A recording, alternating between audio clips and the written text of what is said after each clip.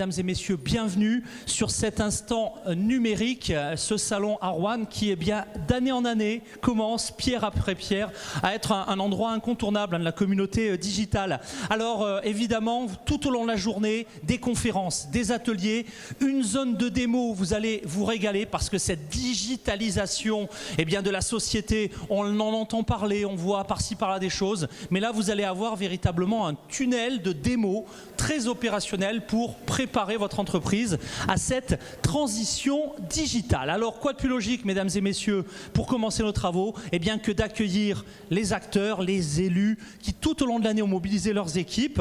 Alors quoi de plus logique que de leur donner la parole? Ils sont 5, je vais à tour de rôle, et j'ai l'œil sur la montre, mesdames et messieurs les élus, bien leur donner la parole pour ce tour d'horizon. Et quoi de plus logique de commencer bien, avec l'un des 5, Daniel Villarreal, vous êtes vice-président de la CCI Lyon Métropole, Saint-Étienne, Rouen, alors ça c'est quand vous avez le titre sur notre page, en charge de l'entrepreneuriat. Quoi de plus logique que de commencer avec vous nos échanges? Mesdames et messieurs, sous vos applaudissements, Daniel Villarreal. Merci, cher Marc-Lionel, pour cette annonce. Alors, avant de commencer, permettez-moi tout d'abord de vous présenter les excuses de notre président Emmanuel Humberton, qui est retenu dans le sud de la France pour un séminaire professionnel. Il est bien sûr président de la CCI, mais il n'en est pas moins chef d'entreprise, donc comprenez qu'il a aussi ses obligations. Alors, bien sûr, je suis très heureux d'être là, et je vous remercie de nous faire une large place sur ce salon qui est vraiment important, qui a vu le jour aussi grâce à l'implication de Numérique il y a quelques années et qui est en train de trouver sa place sur ce territoire.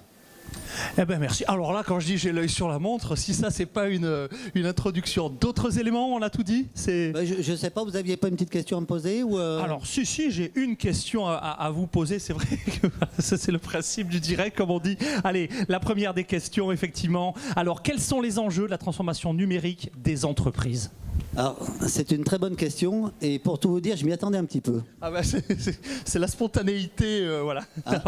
Absolument. En fait, les enjeux, évidemment, on les voit par la transformation de notre monde. Aujourd'hui, on est dans un nouveau paradigme, une nouvelle donne économique, et cette révolution liée aux nouvelles technologies a profondément bouleversé l'économie traditionnelle que nous connaissons. Donc les PME, et les artisans, les commerçants sont obligés de s'adapter à ce nouveau mode de consommation. Aujourd'hui, les clients ont pris de nouvelles habitudes, dont de nouveaux besoins. Ils veulent commander tranquillement assis dans leur salon ou directement à partir de leur tablette numérique ou de leur portable lorsqu'ils sont en déplacement. C'est la mobilité. Donc tout ça, ça induit de nouvelles méthodes et les entreprises doivent s'adapter. Malheureusement, on n'a pas le choix, c'est s'adapter ou mourir. On peut bien trépigner et regretter, se dire que c'était mieux avant. Oui, mais c'était avant, quoi. Donc aujourd'hui, on doit s'adapter et pour s'adapter, les établissements comme la CCI et comme d'autres doivent être aux côtés des entrepreneurs pour mettre à disposition des dispositifs qui leur permettent de mieux appréhender et de mieux se préparer à cette transition numérique, à cette révolution. Donc ça, c'est pour ça que des salons comme ceux-là, ils permettent aux dirigeants de prendre la température, de prendre la mesure, de s'imprégner de ce monde qui bouge. Parce que quand on est aux manettes de son entreprise, on est en perpétuel mouvement, donc on ne se rend pas compte que le monde bouge autour de nous. Et ces moments-là, ils permettent de se poser, de venir échanger avec des experts qui permettent justement de nous faire toucher du doigt ces changements et de nous accompagner dans cette transition numérique. Juste un chiffre, juste un exemple, je ne vais pas être trop long, je vous promets, mais sur le nouveau territoire de cette CCI métropolitaine, donc qui comprend les bassins de Rouen, Saint-Étienne et Lyon, il y a 108 000 entreprises, 108 000 ressortissants. Sur 108 000 entreprises, il y en a à peu près 600 qui ont un DSI. Donc, vous comprenez pourquoi la difficulté d'arriver à se mettre au diapason de tout ça. Parce que intégrer la transition numérique, c'est bien sûr disposer d'un DSI, mais c'est aussi toutes les fonctions support, parce que ça implique des notions de RH, de juridique, et le dirigeant de PME, il est démuni au milieu de tout ça, et il a besoin qu'on l'aide à prendre la mesure de tout ça, qu'on mette en place des dispositifs qui lui sont dédiés, de lui permettre de rencontrer des professionnels, et sur des salons comme cela, il y a les experts justement qui permettent de pouvoir prendre la mesure de ces changements. Donc, alors, en tant qu'établissement consulaire, nous, on n'est pas non plus exempt de ces changements. Oui, c'est ça. Quel est très concrètement aujourd'hui le rôle de la CCI de Lyon, d'abord dans votre propre transition numérique, et puis aujourd'hui c'est une journée où on rencontre tout le monde, mais tout au long de l'année, on a besoin d'interlocuteurs quand on est PME. Vous êtes dans cette démarche-là dans la CCI et dans absolument. L'idée, c'est déjà de soutenir toutes les initiatives locales, des salons comme l'Instant numérique qui sont importants, mais il y en a d'autres sur le territoire. Il y a Hugo Numérique à Lyon en avril dernier.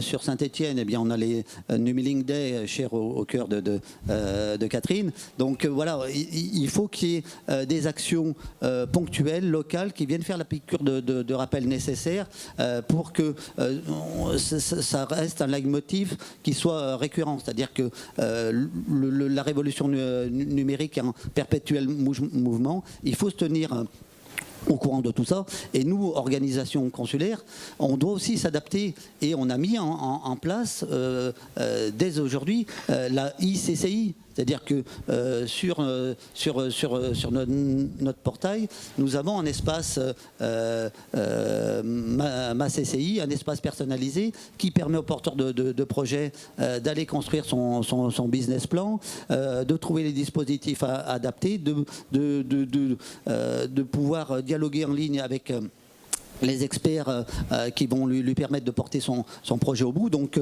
voilà, on a aussi nous pris cette conscience, TGV en marche, voilà, bien sûr, et on est même très avancé dans la CCI de demain, dans la ICCI, pour être au plus près des besoins des entreprises de notre territoire.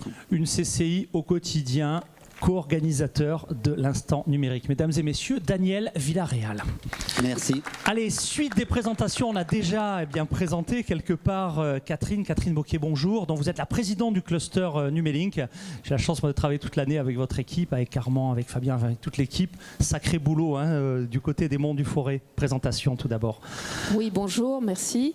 Oui, je félicite toute l'équipe qui travaille sur ce salon depuis 3 ans, c'est la 3e édition, et qui montre à quel point, avec les partenaires locaux, ils ont réussi en très peu de temps à élever ce salon au rang qu'il a aujourd'hui. Vraiment. Catherine Bocquet, alors en plus, le cluster numérique va encore évoluer de là, vraiment début 2017. Est-ce que vous pouvez nous faire quelques confidences? Quels sont ses objectifs? Tout à fait. J'ai des annonces à faire. Voilà, le cluster Numelink est un cluster qui regroupe aujourd'hui 300 entreprises, et avec l'aide de ces 8 permanents, il a pour mission d'apporter des services qui accroissent la performance de ses adhérents.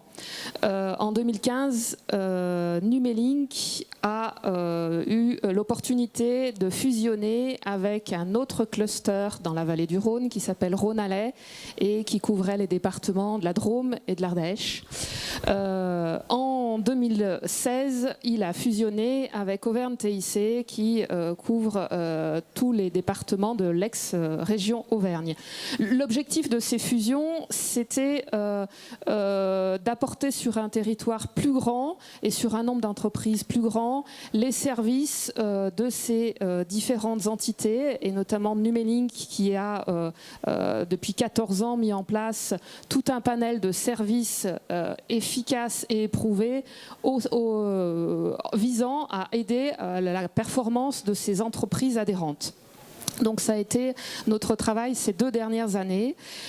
Aujourd'hui, dans l'axe de la nouvelle région Auvergne-Rhône-Alpes, nous avons avancé avec un autre cluster qui s'appelle donc le cluster numérique, basé à Lyon, qui lui travaille sur le territoire du Rhône et de l'Isère, qui compte à peu près le même nombre d'adhérents que nous, c'est-à-dire aujourd'hui 300 adhérents. Nous avons travaillé sur un rapprochement dont les termes, les axes se sont définis pas plus tard que la semaine dernière, puisque nous avons organisé un séminaire de 2 jours entre les administrateurs des 2 clusters pour définir une ambition et une vision commune qui va aller au-delà des services actuels, même si ceux-ci sont conservés.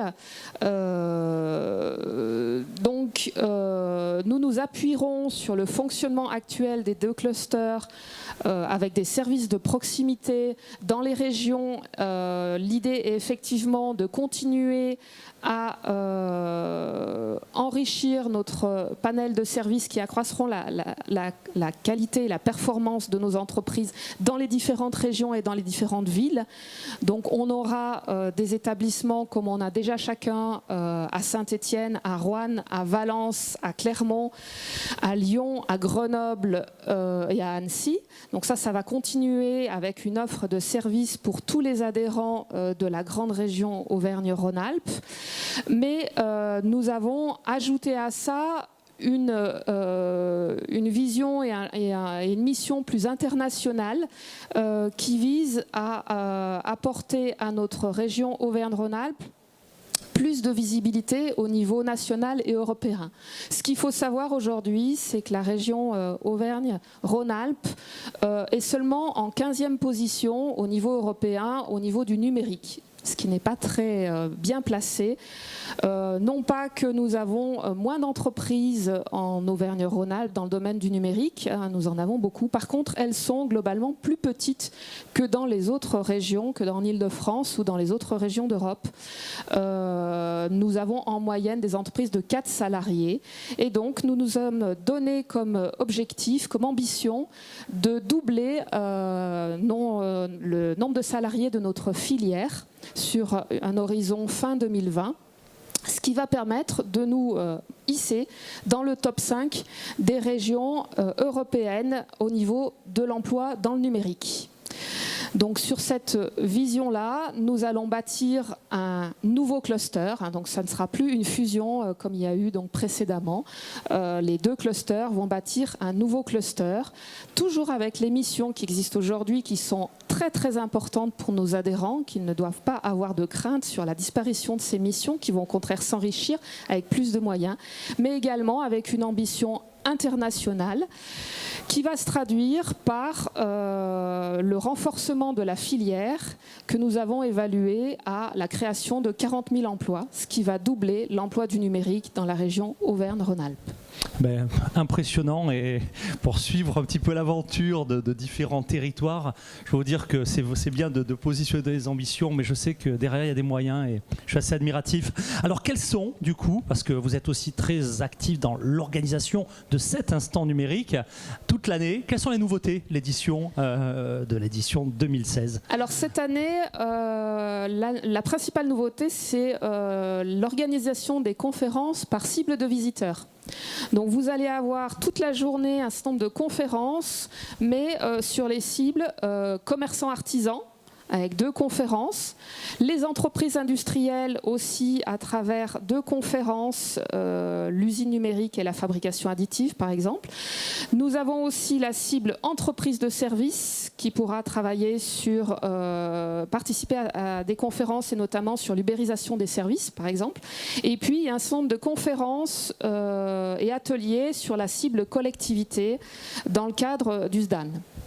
On parlera peut-être ensuite. Sinon, nous avons encore plus, je crois, que les années précédentes, des présentations dans l'espace démonstration. Alors j'en ai relevé quelques-unes qui m'intéressent à titre personnel par exemple, donc ce n'est pas exhaustif.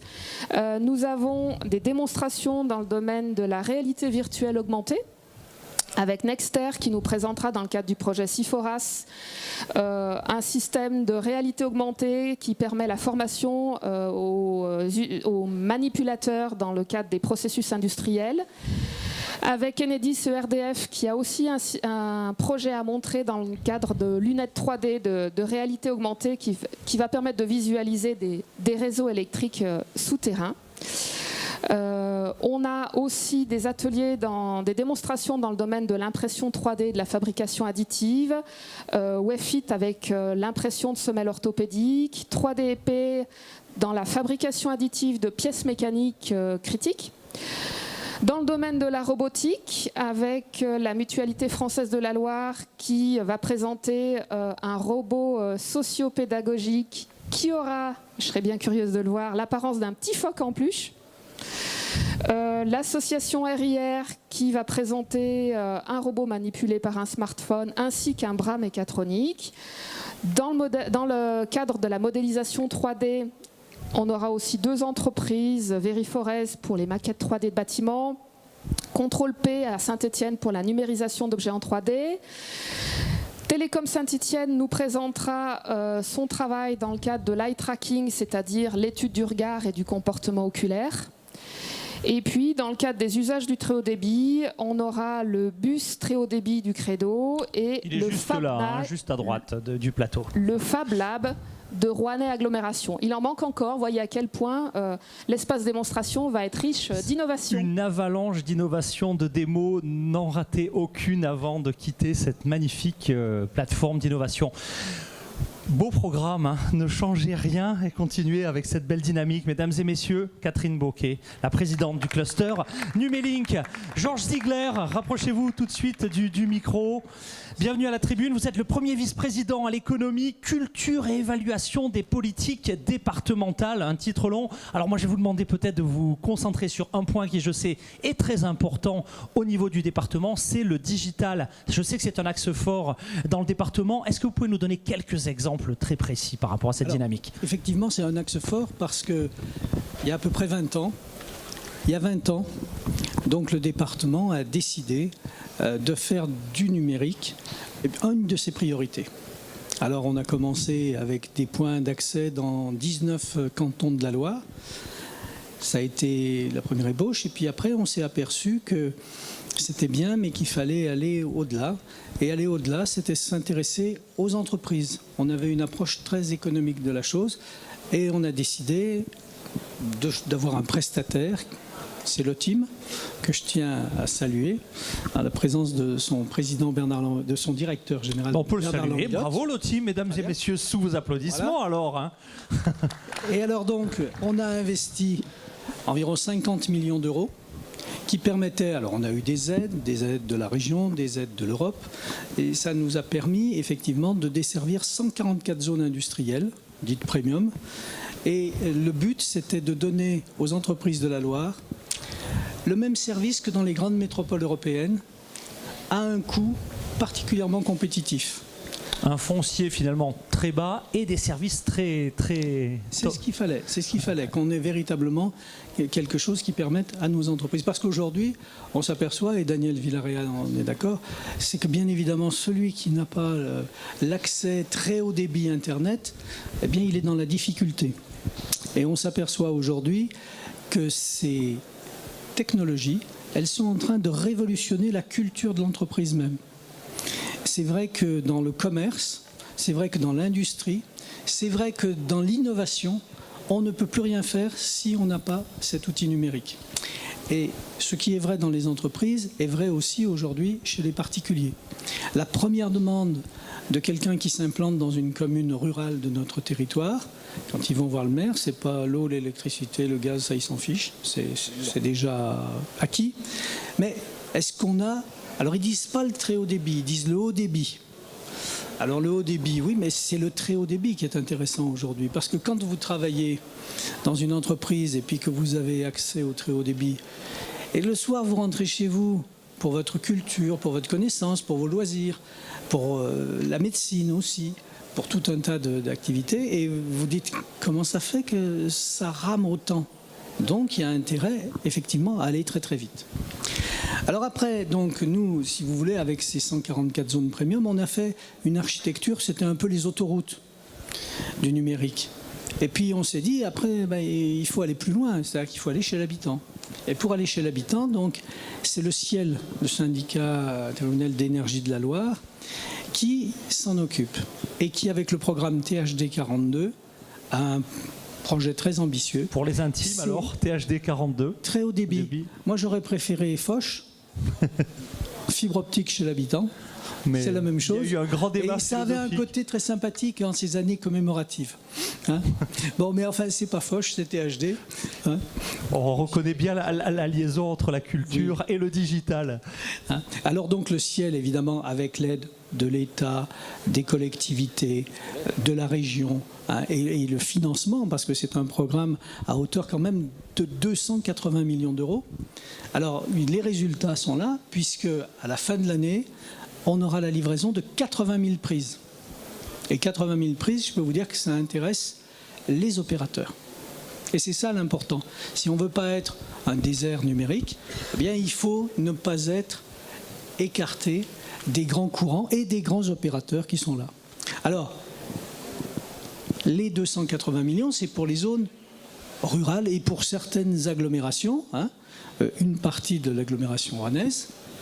Mais sur les zones dites AMI, où il y avait eu une déclaration d'intention d'investir de la part d'un grand opérateur qui s'appelle Orange, et dont je salue le directeur départemental, qui doit être par là, M. Michel. Avec nous, hein, M. Michel. Voilà.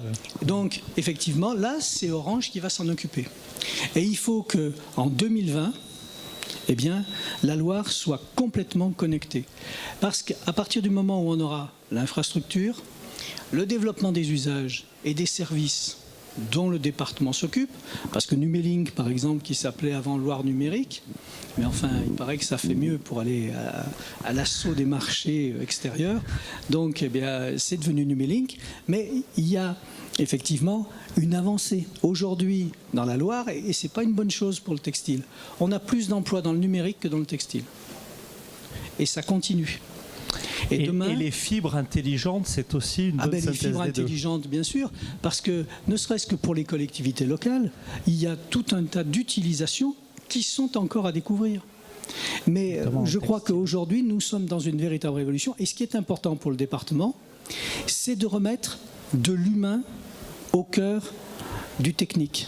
C'est-à-dire que la technologie, oui, mais sans humanisme, eh ben, c'est un peu comme ce que disait Rabelais, science sans conscience n'est que ruine de l'âme. Et je crois qu'effectivement, il faut qu'on remette cette dimension humaine. Alors, la dimension humaine, elle y est, puisque le département s'est engagé dans un programme avec un partenaire qui s'appelle Cisco. Je ne sais pas s'ils sont représentés ici. Mais on s'est lancé dans une opération, allez, on appelle ça un peu école de la deuxième chance, c'est-à-dire qu'on va former des techniciens 3.0, parce que notre infrastructure, elle crée évidemment beaucoup d'emplois. Et les entreprises de génie civil, elles le savent qu'effectivement c'était très important pour elles. Mais derrière, il y a tout un tas d'emplois qui vont être pérennes et pour lesquels on n'a pas la main-d'œuvre formée. Donc, avec une entreprise qui s'appelle Logique à Saint-Étienne, on a lancé la première session de formation de jeunes qui sont des jeunes qui ont raté un petit peu leur parcours et qui se trouvent un petit peu à la croisée des chemins, mais qui ont envie de véritablement faire quelque chose. Donc il y a une première session qui doit concerner une quinzaine de personnes qui sont en formation. Et derrière, il y a un chef d'entreprise qui a dit, une fois qu'ils sont formés, je les embauche. Et on a effectivement, c'est une innovation un petit peu, on va dire, sociale. Rupture, hein. Alors ça se fait en liaison avec des entreprises, avec un fournisseur qui est Cisco, qui est un grand nom de la technologie, hein. la technologie, et puis les services du département, les services d'insertion que dirige Yves Vanel. Et donc là, on arrive à quelque chose de très très important. Et la Loire 3.0, c'est une réalité. Aujourd'hui, il faut savoir, on peut dire un petit coup cocorico, parce que la Loire fait partie du peloton de tête des départements français en matière de technologie et d'avancée dans les services, dans les usages.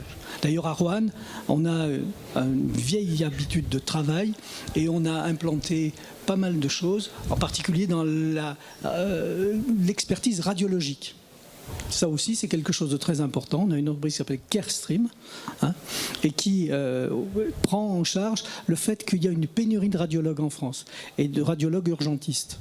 Ça, c'est important et ça permet de pallier à cette difficulté et de trouver des solutions qui sont extraordinaires. Parce que, et ça c'est important, si les solutions on ne les trouve pas nous, le monde ne va pas s'arrêter et c'est d'autres qui les trouveront. Et demain, l'expertise des radios, elle ne se fera peut-être pas à Rouen, mais elle peut se faire à New Delhi, elle peut se faire à Toronto, elle peut se faire à Sydney. Et ça, on sera exclu. Et à ce moment-là, ça serait dommage parce qu'on raterait toute une chaîne de développement. Vous avez parlé de culture, de santé, d'éducation. On voit bien que le digital fait lien tout ça. Bravo pour votre engagement. Mesdames et messieurs, Georges Ziegler. Alors on continue le tour des acteurs et le tour des projets, puisque c'est bien de projets très opérationnels dont on parle. On va maintenant se tourner vers la région Auvergne-Rhône-Alpes, Aura pour les intimes.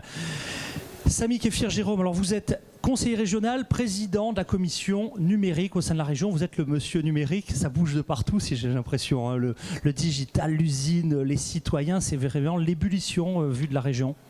Alors, au niveau de la région, donc, tout d'abord, merci de votre accueil. Merci au président, cher Yves, aussi participer au financement de l'organisation de ce salon.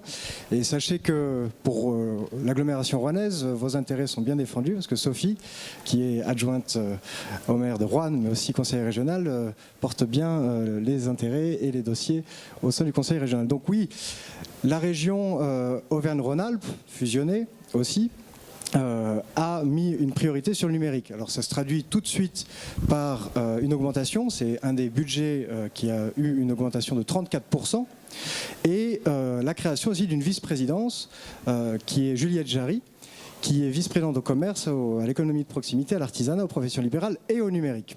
Et le lien entre tout ça est assez intéressant, je le développerai un petit peu plus tard. Nous sommes partis à la région Auvergne-Rhône-Alpes d'un constat simple, c'est que ce que nous vivons n'est pas une crise.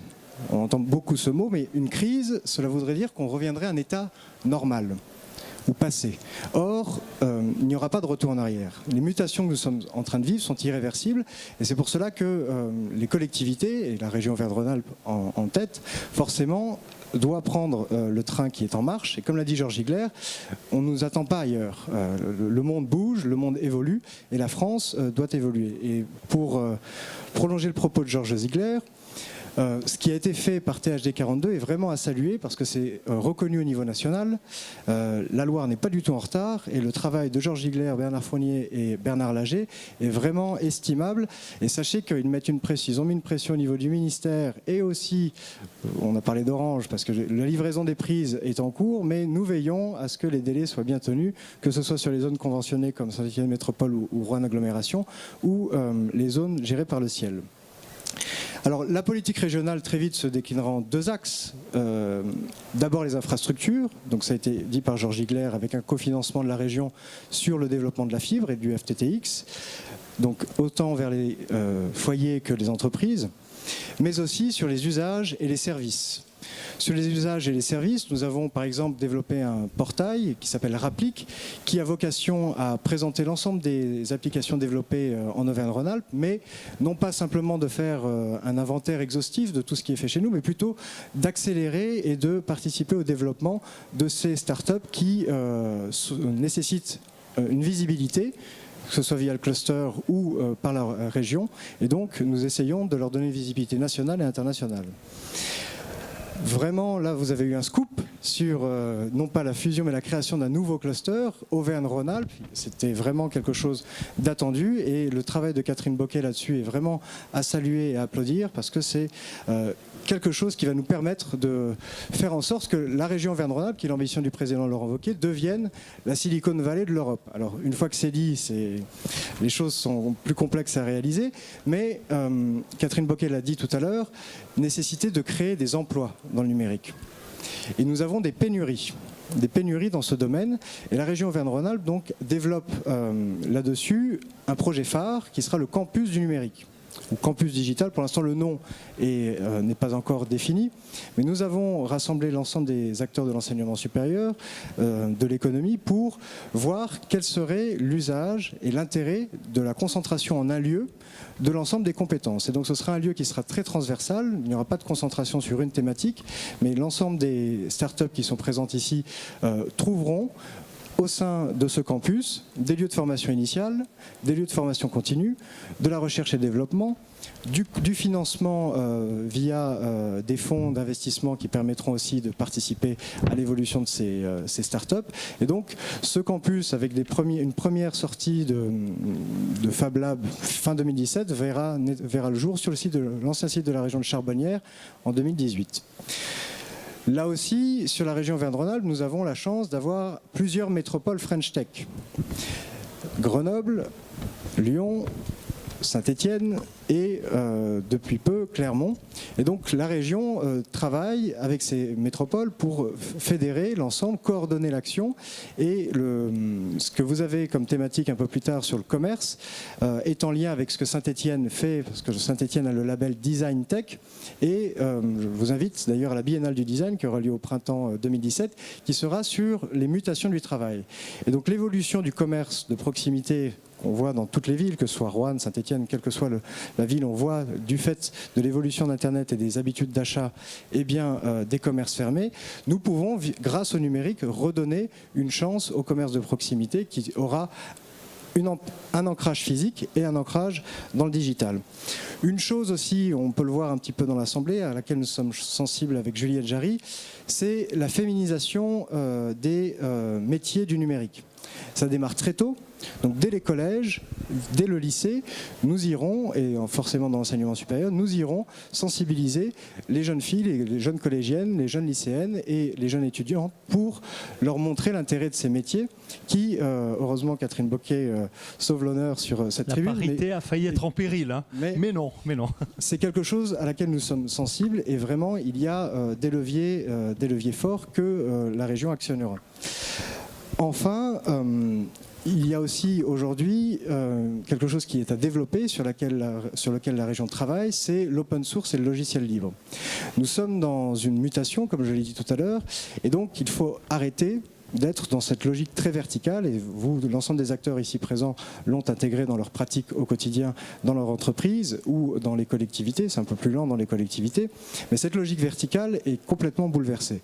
Et donc l'open source, il y a une open source school qui s'est créée l'an passé à Lyon, enfin c'est un réseau d'écoles, mais une antenne s'est créée sur Lyon, et donc la région accompagnera aussi les initiatives dans le logiciel libre et l'open source, parce que nous croyons vraiment que cette dimension horizontale et ce côté un petit peu bottom-up est vraiment la clé de l'évolution des startups en France et aussi des mutations des collectivités et de la relation aux citoyens.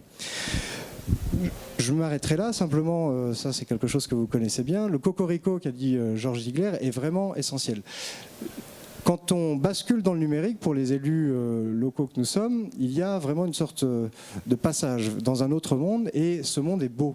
Ce monde est agréable parce que vous êtes des acteurs qui innovent, qui créent, qui êtes fiers, il n'y a pas la sinistrose qu'on entend un petit peu au quotidien dans les médias. Et c'est vraiment très très agréable de voir cette France qui brille, qui rayonne à l'international. Et la région Auvergne-Rhône-Alpes, par l'accompagnement de ces startups, nous ferons en sorte que vous restiez.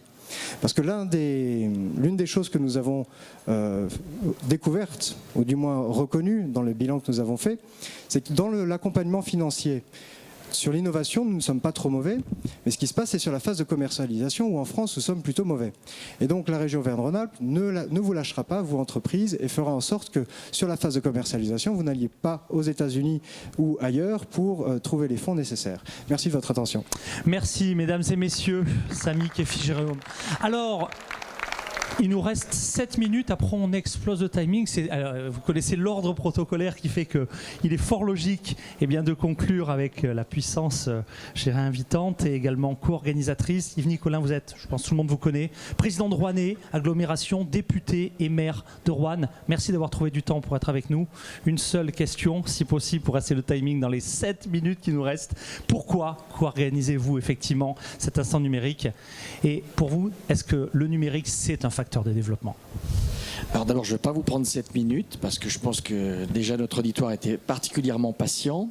Mais pourquoi est-ce que nous sommes ici les uns et les autres? Tout simplement parce que le Rouennais est un territoire totalement connecté, pas encore physiquement dans toutes les communes, mais comme l'a dit Georges, le département est intervenu, les différentes collectivités que nous représentons et en particulier notre agglomération mettent beaucoup d'argent parce que c'est l'avenir économique d'aujourd'hui et de demain, bien évidemment, et que si nous consacrons beaucoup d'argent, c'est parce que c'est quelque chose d'extrêmement important pour permettre aux entreprises actuelles de pouvoir évoluer dans le monde actuel, mais aussi de pouvoir faire venir des entreprises, parce que si nous n'avons pas les systèmes de connexion au très haut débit, ce n'est même pas la peine d'essayer de concourir pour être un territoire attractif. Donc nous sommes un territoire qui a été extrêmement fort dans le domaine industriel jusque dans les années 80. Nous avons effectivement subi des mutations et aujourd'hui nous sommes parmi ceux qui sont en pointe dans le domaine des nouvelles technologies et nous le voyons avec un tissu économique qui se développe très fortement dans ce secteur-là.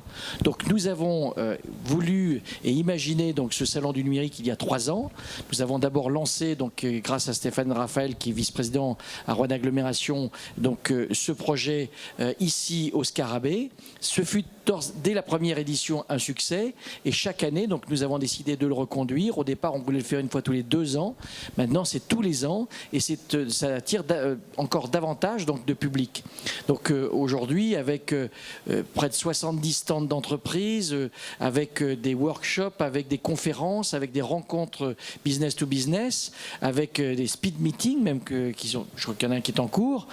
Donc nous avons vraiment des rencontres pour les entreprises, pour les milieux économiques, mais pas seulement pour les entreprises connectées actuellement très branchés, mais aussi pour les commerçants, les artisans, bref, ceux qui pensent se projeter dans le numérique, ils peuvent trouver ici tout un tas de services, d'outils qui sont à leur disposition. Donc nous avons investi là-dedans. Je voudrais saluer l'effort financier du département qui nous accompagne. La région, pas encore, mon cher Samy, mais ça viendra parce que au cœur de cette grande région Auvergne-Rhône-Alpes, vraiment en son barycentre, il y a le plus grand salon numérique du Rouennais. Et nous sommes vraiment très heureux du succès remporté par ce 3e salon. Et je voudrais saluer aussi Numelink qui vraiment pilote cette opération avec nous. Et ça se passe très bien, on est très heureux. Et ça permet vraiment de donner une visibilité non seulement à ce que nous faisons, nous, collectivités, avec les pouvoirs publics, mais ça permet aussi de donner une visibilité à nos entreprises dont nous sommes très fiers et qui sont sur ces secteurs-là. Mesdames et messieurs, Yves Nicolin, merci également pour m'aider à tenir le timing qui est, vous l'avez compris, extrêmement précis. C'est toujours sur moi que ça tombe d'ailleurs, parce que c'est toujours à moi qu'on dit qu'il faut faire le plus court, mais bon, ça me va bien, j'aime bien. Écoutez, en tout cas, un grand merci. Alors, effectivement, je ne me suis pas présenté, je ne vais pas le faire d'ailleurs, mais tout au long de l'année, j'arpente toutes nos régions, tous les territoires, pas seulement en France d'ailleurs. Et c'est vrai que ce qui se passe dans la Loire, on l'a vu vraiment naître tout petit. Et puis, travailler au niveau de la région pour que ça joue en réseau. Et puis aussi, vous ne l'avez pas dit, c'est peut-être votre modestie, mais n'oublions pas que la Loire est aussi à l'origine d'un réseau qui est en train de prendre du muscle au niveau national, qui s'appelle France IT, et qui a été créé par également l'actuel Numelink, à l'époque Loire Numérique. Et c'est vrai que ces bonnes ondes, on les sent sur ce territoire, et moi je vous souhaite à tous une bonne journée.